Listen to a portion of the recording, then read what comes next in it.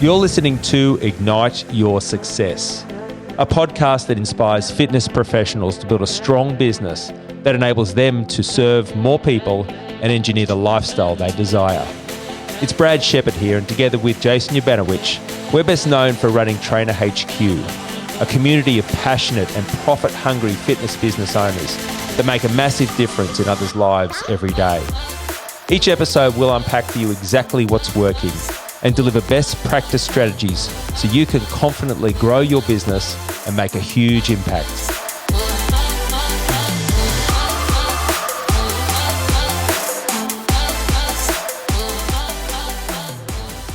All right, so welcome to another success interview. Very pumped and excited to be chatting with the one and only Mr. Sam Schreiber. Did I say that right? Schreiber, it's close. Schreiber. I should know better because with a name like Ubanowicz, I don't even get people attempting my name. That's totally fair. Welcome, mate. Welcome to the interview. Mate, thank you. Thanks for having me. It's great to be here.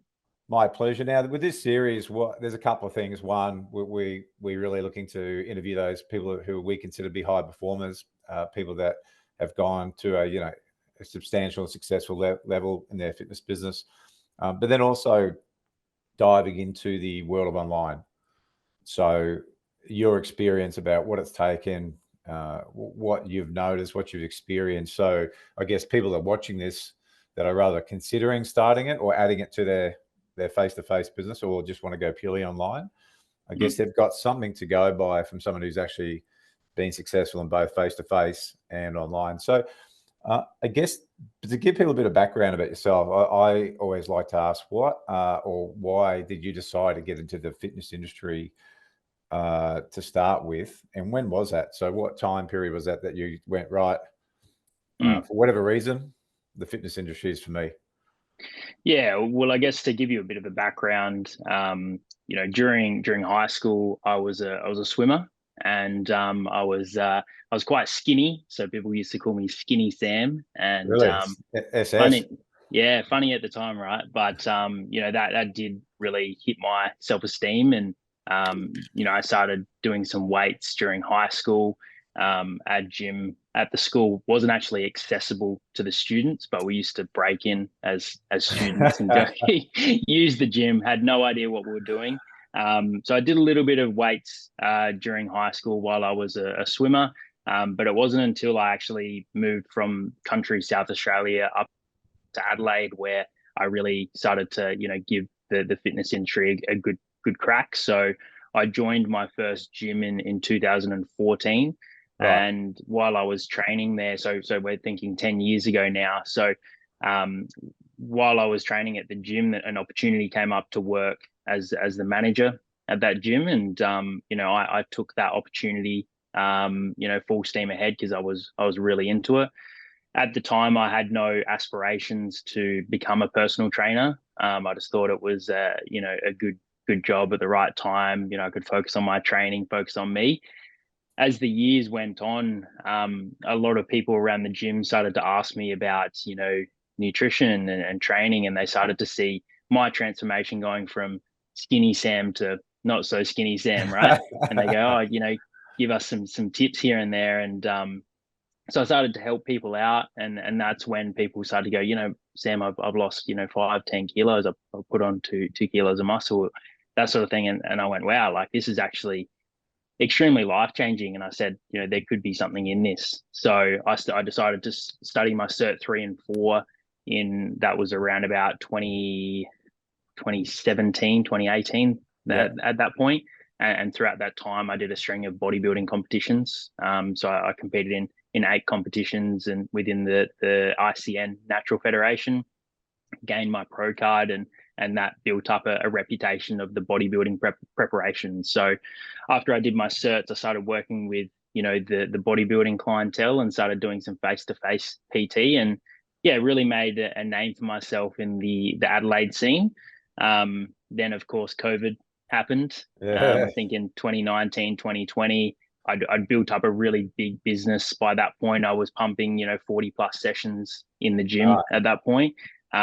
extremely burnt out, doing that plus bodybuilding prep, plus trying to maintain, relationships, family, friends, that sort of thing. I found it extremely tough. So when COVID came along, obviously the gyms all closed down and I was forced to do some park sessions. And then I thought, I was doing a little bit of online during that time, but I saw that as an opportunity to really dive headfirst and really go, well, I may as well give it a shot now and see how it goes.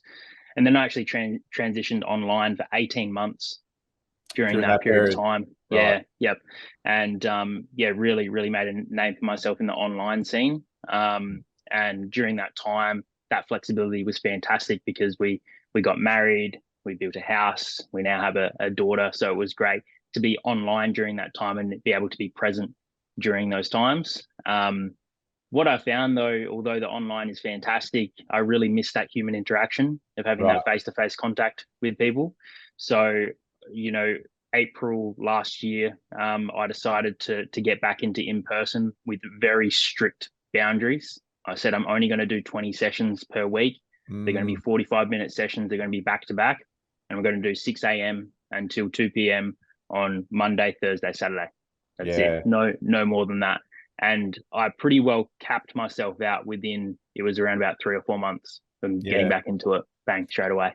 Love it, mate. Good, a good, I guess, exposure to your journey into the industry. And what I love, there's a couple of parts. One is I love what started as a passion and something you love doing, then turned into, you go, hey, I feel like I've got the ability to help people in this area. There's something about that organic growth versus, there's no right or wrong for everyone's journey, but just that fact that, you were doing it because you loved it. People coming to you, they started to notice what you were doing. It's like walking your own talk. You're the best advertisement, and people pay attention to that to then, grow in the business. Sounds like you got extremely busy though. One of the traps is, you were doing a lot of sessions. And then I think you said started to get burnt out, but then COVID hit anyway. And that was one of my questions. Was that obviously for a lot of people that got online, that could be the specific moment. That sounds like that was the case for you, that it was just like, right, what am I going to do during COVID? I might as well transition fully online. For sure. Like I said, I had a split of online and in person at that point, and the online was actually starting to creep higher than my in-person income.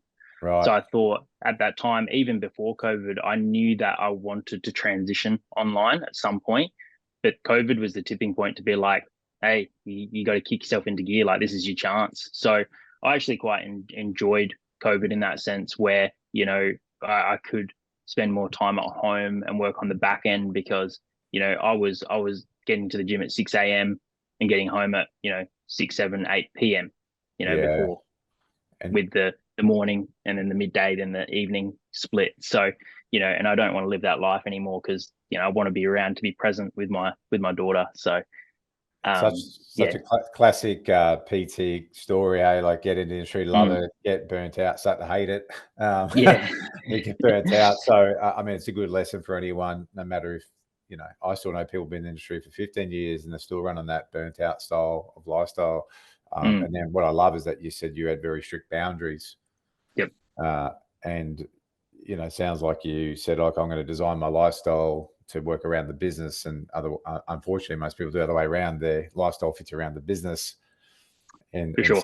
So, and I guess anyone watching it going, you can structure it going, right, these are the days I want to work. These are the days or times I don't want to work. And I've got to make the money that I want to make during that period of time. Would that be your experience now? Yeah, totally. Like, realistically, in my experience, if people want to work with you, they'll find the time. Yeah. Like when people inquire with me and they say, oh, I like to train at 5 p.m. I say, well, I don't do 5 p.m. These are my times. If you really want to train with me, this is it. And 9 times out of 10, they go, all right, I'll change some things up and I'll make it work, because a lot of people work from home these days, a couple of days per week. Yeah. And they can make that work. And I'm, very fortunate to be in a position where I do have a trainer that works underneath me as well. And she does the afternoons shift as well. So that those people in the afternoon, if they really, really want that afternoon, then I can handball them onto Jamie, and then she can she can work with those guys. Yeah. Such an important point too. And I know people really took that on board. That again, I was just speaking to a trainer earlier this week going, I'll have to change our appointment because a client had to move theirs, and they're very new. And I said, look, that's fine. I said, do you want some feedback, again, at the end of the day too, if you're going to start having your clients dictate your time schedule, you're in big trouble, because now who's running your business? It's the clients. And like you said, people typically will just say, oh, look, can you train at 7 p.m. at night? And if you don't want to, but you think, oh shit, I should take them on, again, it's going to be a tough ride, because you go, I don't fucking want to be here at 7 p.m. Yeah, totally. But now I said yes when I meant no. But you having the I guess the ability to just go, well, no, I don't work that time, and not feeling panic that you have to have that person because the next best client's around the corner anyway. Exactly. It's super important, but again, it takes some people never to figure that out. Yeah, totally agree. So I mean, to when you started that 2014 to I guess where you are now, I mean, when you did start to go online, I'm getting a sense that maybe the transition was reasonably smooth for you, but what were some of the challenging things that you found about going online, if anything, and how did you overcome them? Yeah, for sure. I guess I was quite well known in the fact of being an in-person trainer. So it was about changing my marketing and my message to really talk to those people that say, hey, I'm an online trainer now. This is the main thing that I do. Right. So changing that wording with my marketing was a big thing. I guess I was very fortunate in that sense of that time frame that people were quite open to change during COVID. So when I came out with the online coach, people went, oh well, that's what people are doing now. We have to adapt with the times. So I was very fortunate then, and I guess at that time the market probably wasn't as flooded as it is now. So to be putting yourself out there as an online coach, people were like, oh wow, that's something different that we haven't really seen much before. I'm going to jump on that and try that out. Yeah. So partly was about just changing your messaging and how you delivered the marketing in terms of what you provided, and a couple of things in there though too. Like I guess like that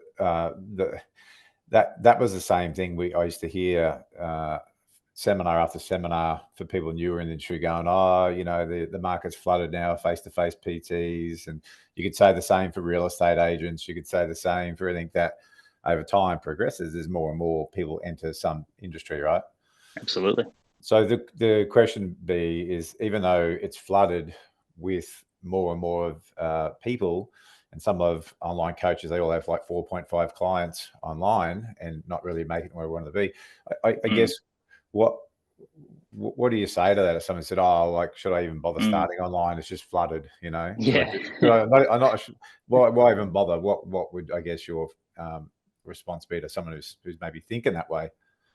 Yeah, totally. You hear that all the time, definitely, to people that are scared to go into the industry because it's quote unquote flooded. But the reality is every industry is flooded to that extent, right? There's so many personal trainers out there, but how many really, really good personal trainers do you know of that are killing the game in their market? There's a really small handful when there's thousands, hundreds of thousands of trainers. So I think in that sense, like, becoming an expert within your field is extremely important.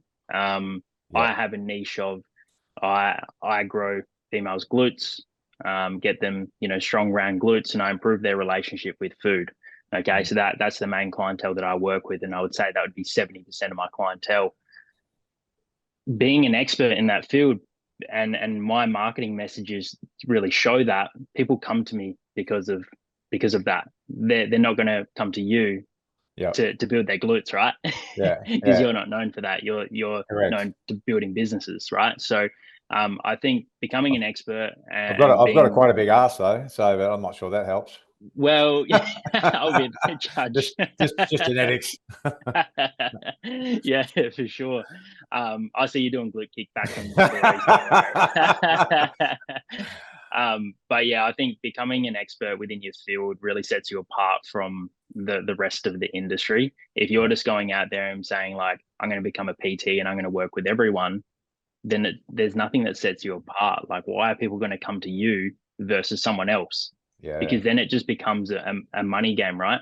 Because you might be charging $80 a session, old mate's charging 40, and they go, there's nothing that sets you apart. You both do the same, you offer the same service. I'm going to go with the cheaper one. Whereas if you say, hey, I'm an expert within this field, I can help you specifically with this, then you can charge more for that ultimately. It's such great advice. And we had our workshop in Brizzy last Friday for, the clients from Train HQ attended. And, I talk about, firstly having your niche, like you said. It's easier to know, their problems, their frustrations, their desires, and then how you can go about solving them. But also with your marketing, if you're not entering the conversation in their head, like what's the conversation? When I heard you say I help them change the relationship with their food, and someone comes across some of your messaging and marketing going, do you find yourself snacking and doing that even though you don't want to, So people go, yes, that's me. All of a sudden you've grabbed their attention. But if I don't have that issue, I go, no, I've never had that thought in my life. Well, I'm on to the next person that I'm scrolling past, until I get that message that go, you got lower back pain, but do you hate doing stretching? Yeah. Well, we got the solution for you. Fuck, I'm in, Yeah. So that's what you're talking about. So that person would specialize in helping you relieve back pain. But if you hate yoga and stretching and all that stuff, but you think that's the only option, you go, hey, I'm all ears. You've got my attention. 100%. That's what you're talking about, right? Absolutely.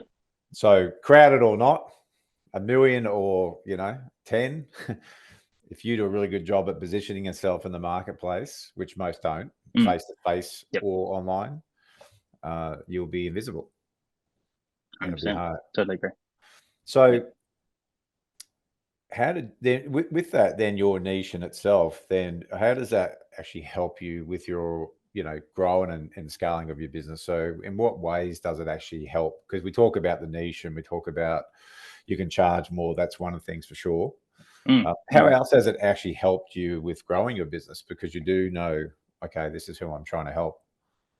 Yeah, well, it's definitely helped with my message for sure, and my marketing. So I had a complete rebrand when I started with Trainer HQ, and shout out to Kate Kendall, my coach last year in 2023. She was an absolute weapon and really helped me grow my business larger than what I could ever imagine. But she really helped me rebrand my whole business. So we did a rebrand with the website, my social media, Instagram, Facebook, and we really targeted those females and sent out that message of, hey, you want to grow those big ground glutes and improve your relationship with food. And it really attracted those specific clientele coming through. So, I think it's really important to really speak your client's language, because they'll end up coming to you. Ultimately, you won't have to reach out to them. And again, we're talking in person and online, same thing, same demographic niche that you're targeting, right? Totally. Yep. Yeah. And the other part is, if I come to you and said, Sam, do you only work with chicks to get big booties? Do you go, yeah, sorry, mate, I can't help you? Or would you actually entertain working with somebody else if they meet your requirements? What's the go there? Yeah, for sure. Like in a consultation, I say to people, look, my main clientele is females that want to grow big round glutes and improve their relationship with food. But I do actually work with anyone with a health and fitness related goals that aligns with my style of coaching. We have to go through a consultation to make sure that we are the right fit as well, because there's no point taking on a client if they're not going to be the right fit. And I always say that when someone inquires with me, and I say, hey, let's jump on a consult call, because I need to make sure that I can actually help you. Yeah. The reason I say that, because people go, oh, what if I miss out on this? Yeah. So, but while you're trying to be something for everybody, you're doing nothing for anybody. Yeah. And what you will find occasionally, you might have someone go, hey man, I really like your stuff. I know you work particularly with women in this area, but I've seen you train, and like even us, we could coach anybody, but being in the industry for so long, we know people's frustrations, pain. We've got solutions for it.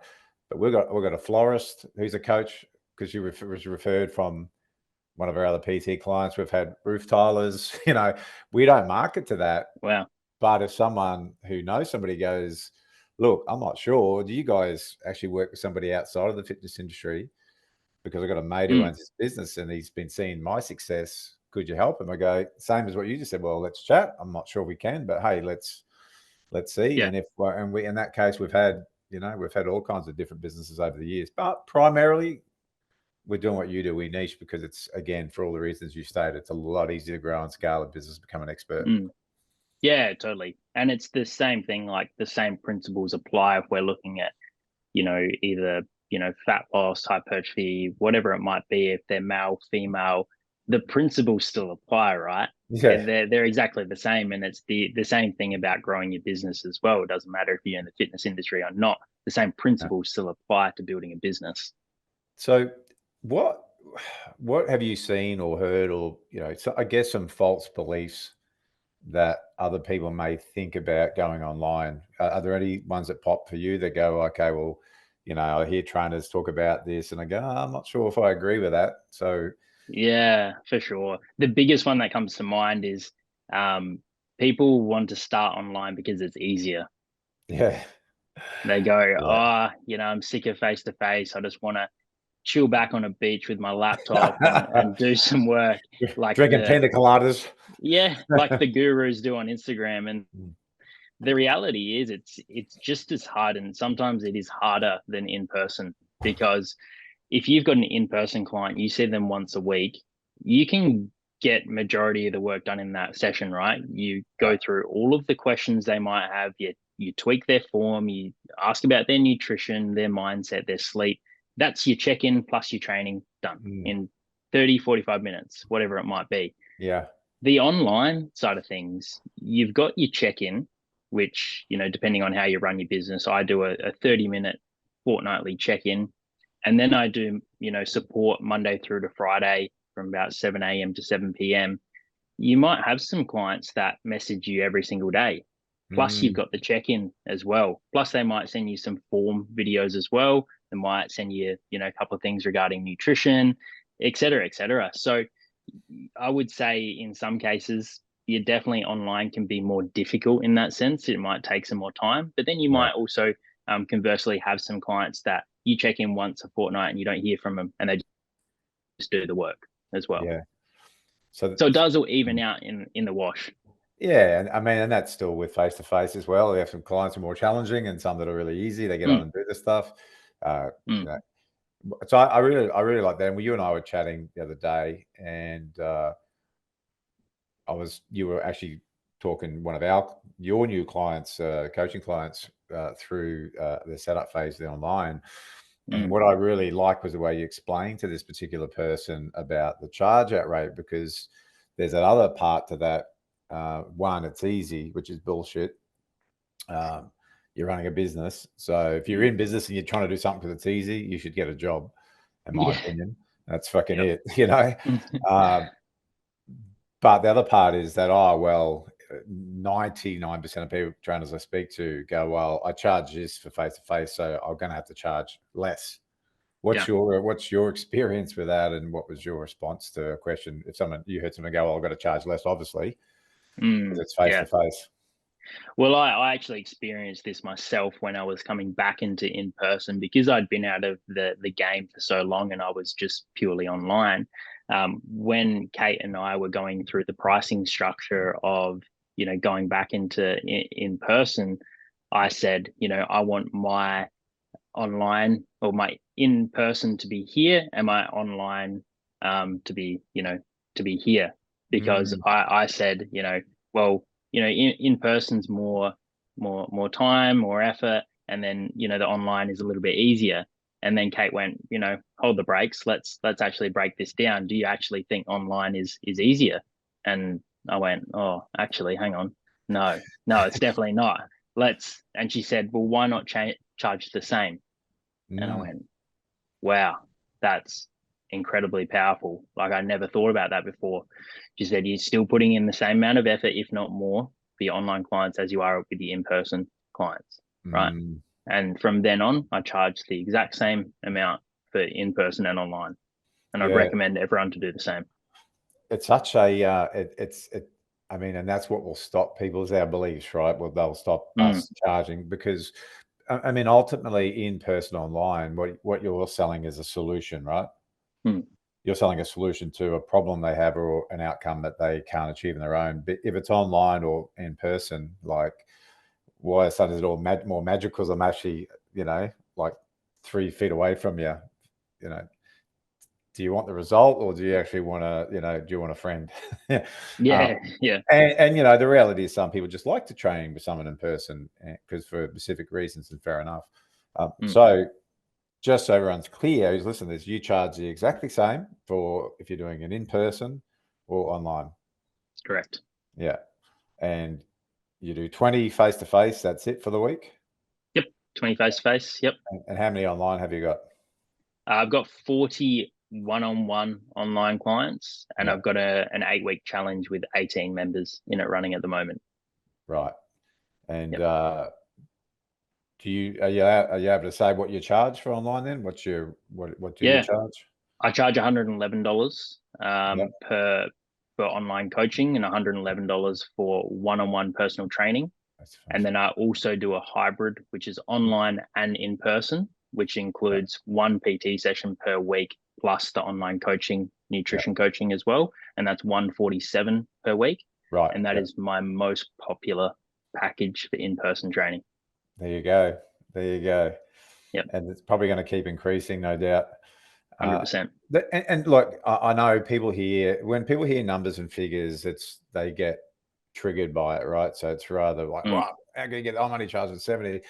It goes back to everything you just said before. If you're a specialist, if you niche, and you can deliver a certain outcome, it's no one's business really what you charge, I charge. It's really, am I getting what I feel I want to get paid for my experience, my demand for service, and that I can deliver that outcome, right? But if I'm a generalist and I don't really have a niche or specialty or whatever, it's hard for someone to see the value in that. Right, Sam, we're going to, we're going to start training, I guess. I'll do up your program and hopefully maybe you'll, lose some weight if that's what you want to do, because I'm not really sure because I didn't really find out anyway. So if you're running your business that way, you shouldn't expect to get much because you've done a really poor job of, demonstrating to people what solutions you provide. That's why we love selling a solution rather than just a service, because people don't want a PT bit online face-to-face. They want some transformation. They want to be stronger, fitter, sexier, whatever it may be. And you're providing that, right? 100%. And realistically, if I go through a consultation and someone says, I don't want to plan, I don't want nutrition coaching, I just want to come in and train, I'm not really fussed what we do, they're not the right client for me. Yeah. I say, look, you can probably go down the road and find someone a bit cheaper than me if you just want to go train with someone. I want someone who's motivated, who's going to put in the work inside and outside the session. Love it.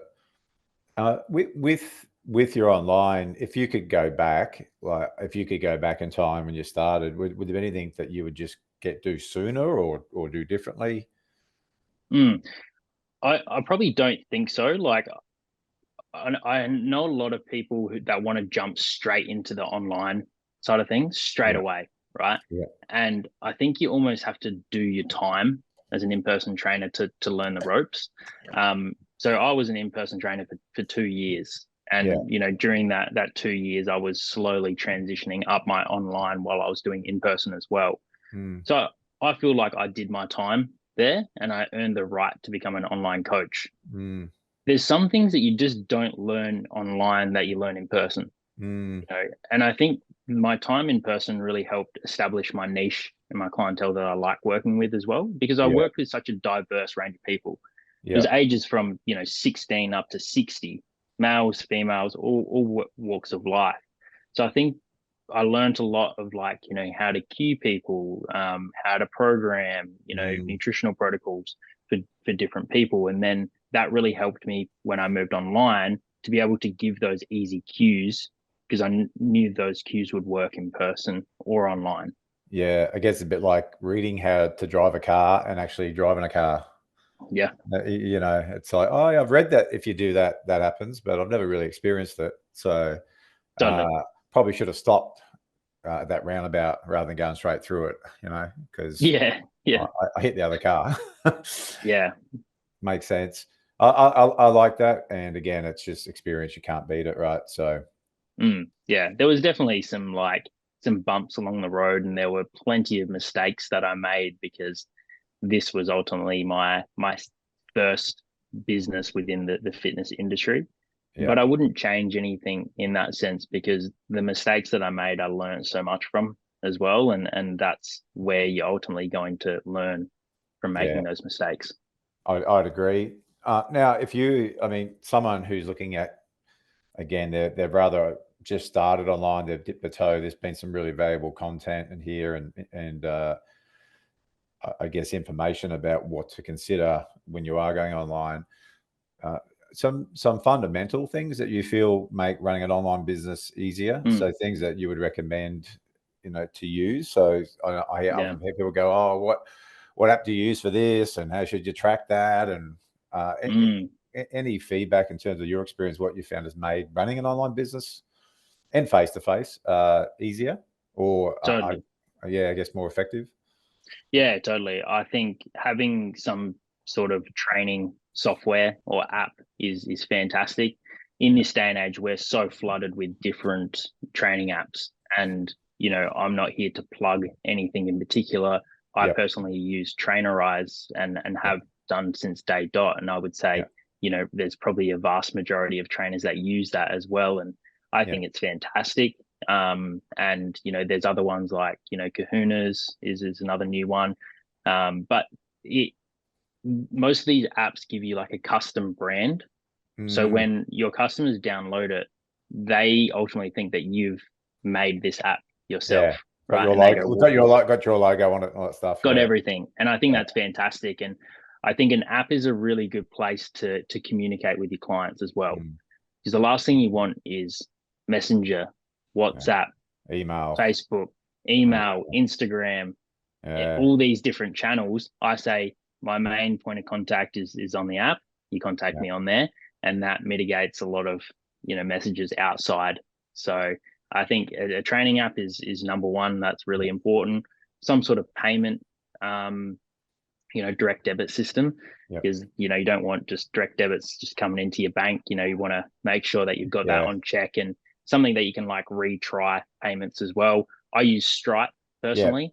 because you set it They're up so it just does reoccurring. So yeah, Yep, yeah, yep, yep, and that's fantastic.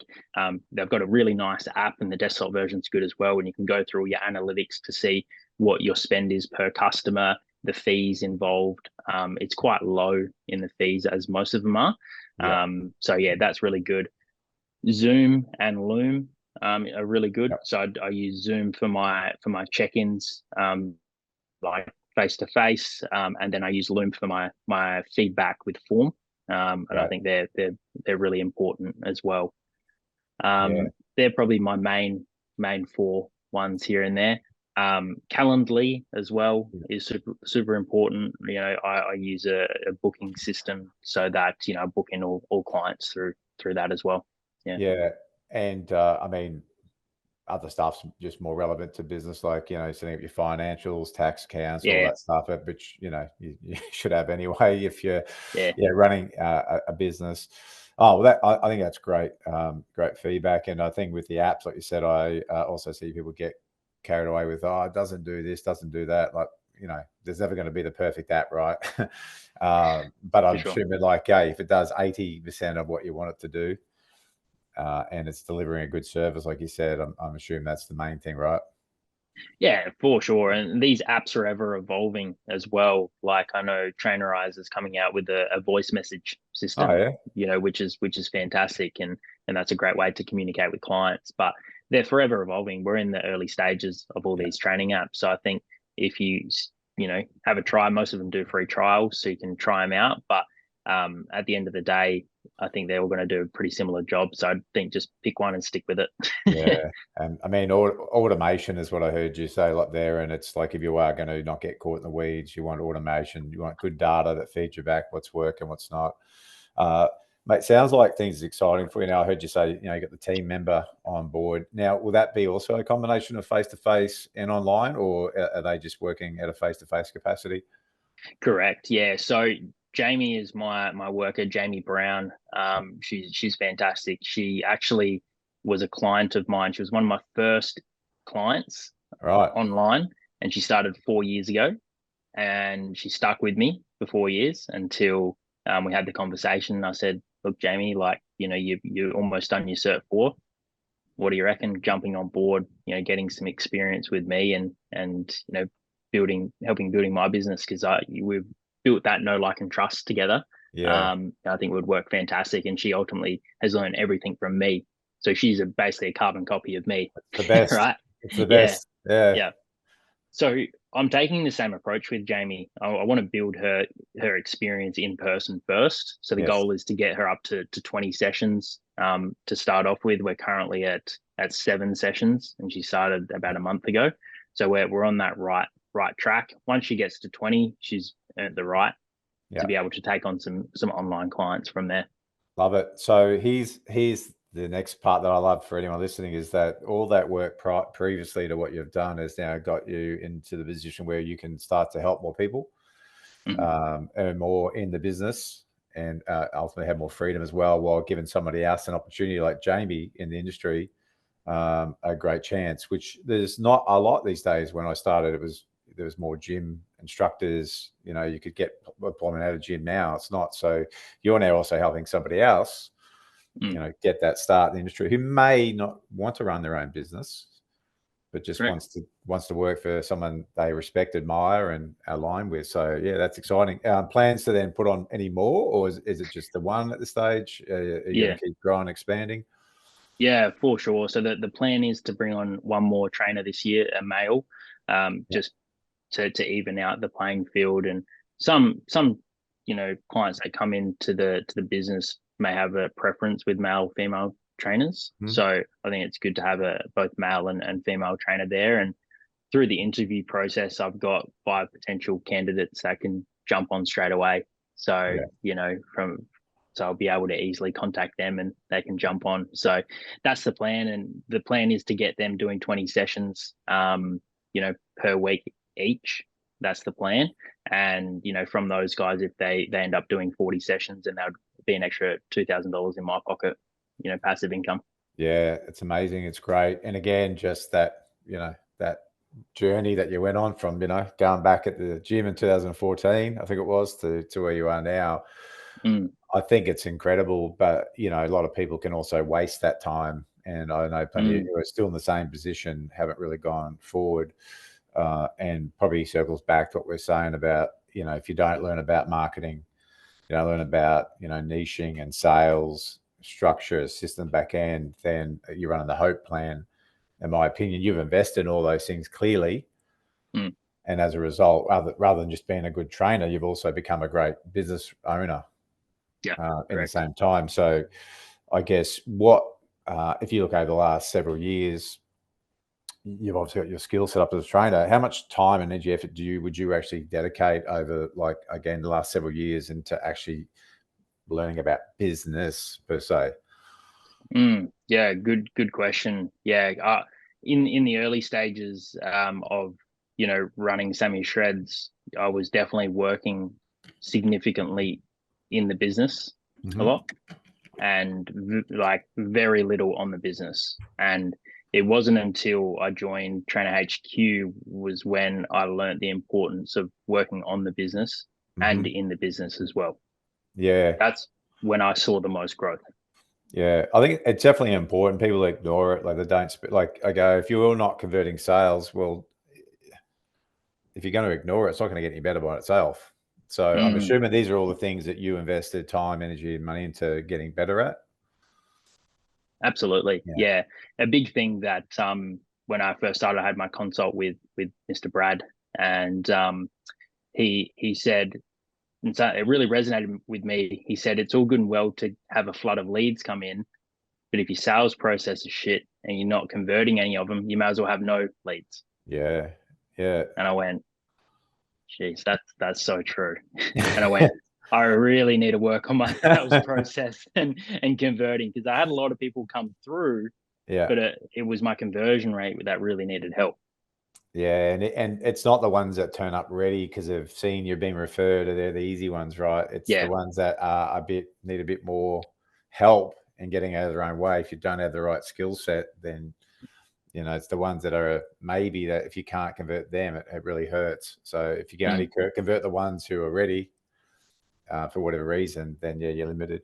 Last thing, just want to touch on majority of your, being that you're in the gym as well. How do the majority of your clients find your leads? Where do they typically come through for you with your niche? Yeah. So referrals are a massive one. So, Yeah. friends, family, a lot of my clients tag me on their stories. I repost on Instagram, Yeah. and being in That's the Adelaide, best. South Australia, yeah, massively. Being in Adelaide, South Australia, it's a small country town ultimately. Yeah. So everyone knows everyone around, and they go, "Oh, I saw you on her story. I'm gonna get in contact there." So referrals are a massive thing. Yeah. I get a lot through Instagram, just organically through my messages that I put out. Yeah. How things are going with the reels at the moment. Reels organically go gangbusters. Yeah. So, I had a couple of really good viral videos that went quite well, and I've set my profile up so that when they go viral, they click on my profile and they go through a funnel system where they, Perfect. try out a 14-day free trial on my app, and they get ultimately like a free 14-day coaching experience. And then that conversion rate there is quite high to getting those people on board. So that's the first step. That's the first step for someone to, I guess, get in contact with you. Yeah, cool. Yeah, for sure. And yeah, I've got a website which is all optimized through Google SEO. So I get quite a few leads coming through Google, where I've got a couple of lead magnets on my website too, with free recipe ebook and the 14-day free trial. So I get a lot of people through there, and then go through the email blast from there. And a lot of them convert over, which is fantastic. Awesome. Love that. And again, because you're so niche, so I know, because I've been on your page, if you land on your Instagram, it's obvious who you help, right? Yeah. And so that's back to your original point, going, when you're niche, people won't spend the mental energy these days trying to figure out, oh, actually, hang on, he does work with women who don't have a good relationship with food, and because they have to scroll for about 10 minutes, people just won't do it. So come to yours, and immediately you know who your clients, who you work with. So I'm not surprised that that's working really well. And the tagging in of clients is great. I mean, we've had a couple of people come via you because, you've been tagged in, and someone that another trainer has seen you associated with it. So yeah, it's a must. It's so cool. Well, mate, congrats on all your success. And I'm proud to say that, you're now also, through your experience and actually achievements that you've done, now you're working as a coach for Trainer HQ.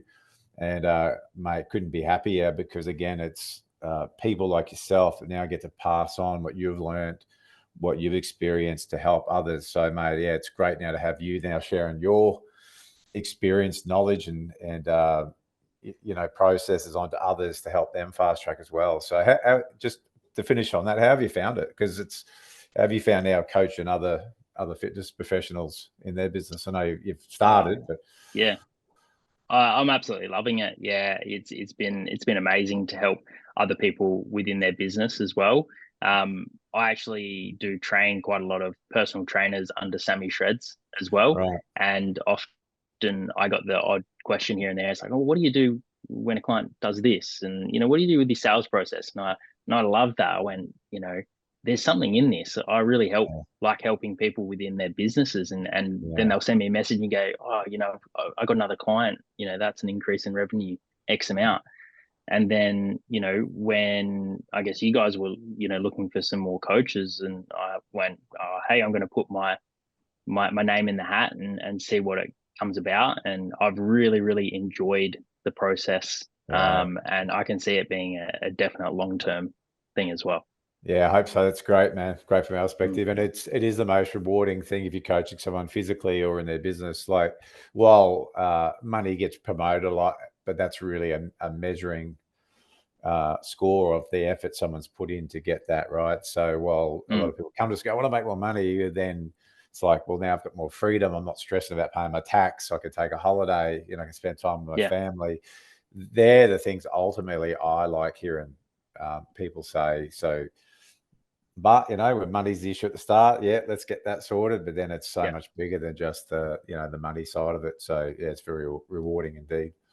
Yeah, definitely. And shout out to Kate Kendall again, 2023 coach of the year through Trainer HQ. She definitely helped me, increase my revenue, but also improve my work-life balance. And we actually went over to Bali as a family to meet Kate last year. And that was such a pivotal moment to take some time out of the business to go meet Kate in person. So yeah, that was extremely special. And she's definitely changed my life, which has been amazing. Awesome. Yeah, man. And another product of, we met her, 13, 14 years ago, what it was now. And, to see her journey come through and pass it on. And now you'll be doing the same, like we'll be interviewing someone down the track going, oh, and I met Sam and now, it's changed my life. So it's really cool. Mate, Absolutely. well, thanks for taking the time out of your schedule to be today. It's been invaluable, the stuff that you've been able to pass on. So, mate, I really appreciate it.